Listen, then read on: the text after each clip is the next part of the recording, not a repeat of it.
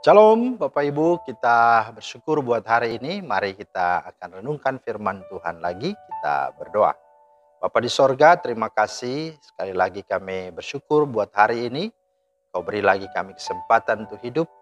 Kami hendak memulai melandasi dengan firman-Mu kembali. Biarlah Roh Kudus menuntun dan menerangi hati pikiran kami, supaya kami mengerti dan menjadi pelaku firman-Mu. Dalam nama Tuhan Yesus. Amin. Bapak Ibu, firman Tuhan kita terambil dari Lukas 19 ayat 5 dan 6. Ketika Yesus sampai ke tempat itu, ia melihat ke atas dan berkata, "Sakeus, segeralah turun, sebab hari ini aku harus menumpang di rumahmu." Lalu Sakeus segera turun dan menerima Yesus dengan sukacita. Itulah firman Tuhan yang menjadi dasar renungan kita pada hari ini. Bapak Ibu, tema kita adalah dengarkanlah kesaksian Sakeus. Nas bacaan ini berbicara tentang Sakeus. Kita tahu siapa itu Sakeus. Dia seorang yang dicap sebagai orang berdosa karena dia seorang kepala pemungut cukai. Badannya pendek, tapi dia juga dihina dan dijauhkan oleh banyak orang. Meskipun dia seorang yang sangat kaya raya dan terpandang di kalangan Romawi, namun hidupnya kesepian dan penuh ketertolakan. Tapi menariknya di akhir hidupnya, saudara, dia berjumpa dengan Yesus yang mengubah hidupnya 180 derajat. Dia menjadi pribadi yang merdeka, menjadi pribadi yang bahagia, sehingga dia pun rela mengganti 4 kali lipat jika ada yang dia peras dari warga atau dari masyarakat. Dan dia juga rela melepaskan dan memberikan segala harta miliknya untuk orang miskin. Wah, luar biasa bukan? Nah, kalau seandainya Sakeus masih ada dan kita suruh bersaksi, kira-kira apa yang akan dia saksikan? Mungkin saya coba memerankan Sakeus. Seandainya ini dalam kebaktian jemaat, mungkin ketika diajak, adakah yang mau bersaksi? Mungkin Sakeus tampil ke depan. Ya, anggaplah saya sebagai Sakeus.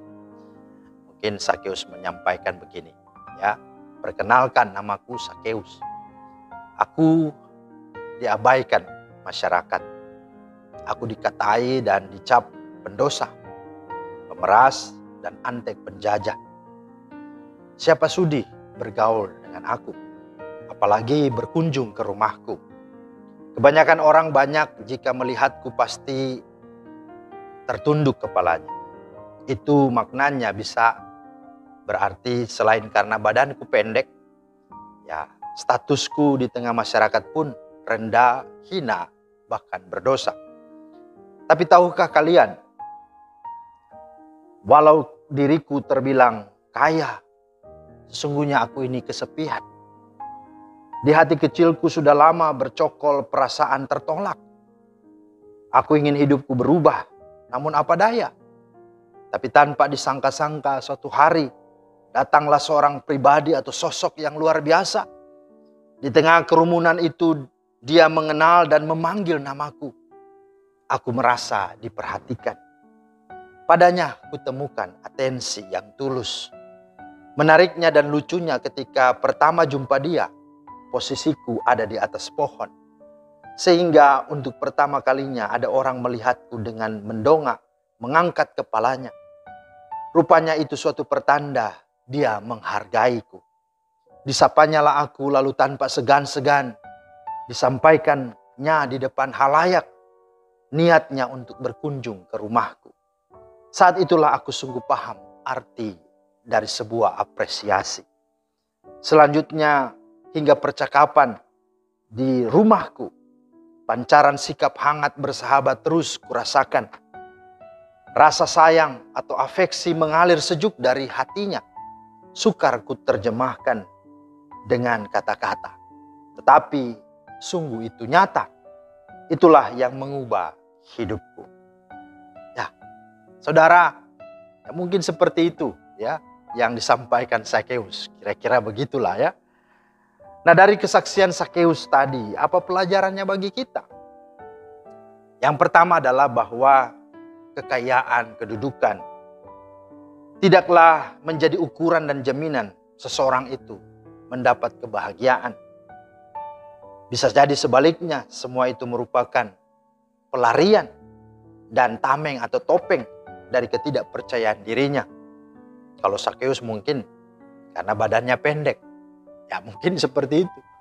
Sehingga dia menutupi dengan cara-cara yang tidaklah baik, tidaklah benar.